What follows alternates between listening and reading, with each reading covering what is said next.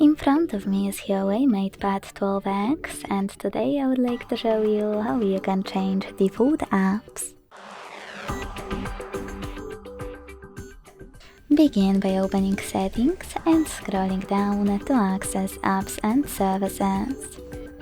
Then click on the food apps and click on one of those sections you wish to manage. In my case, Browser app.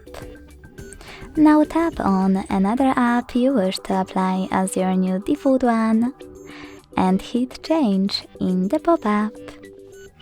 Thanks so much for watching. If you enjoyed this video, don't forget to leave a like, comment and subscribe.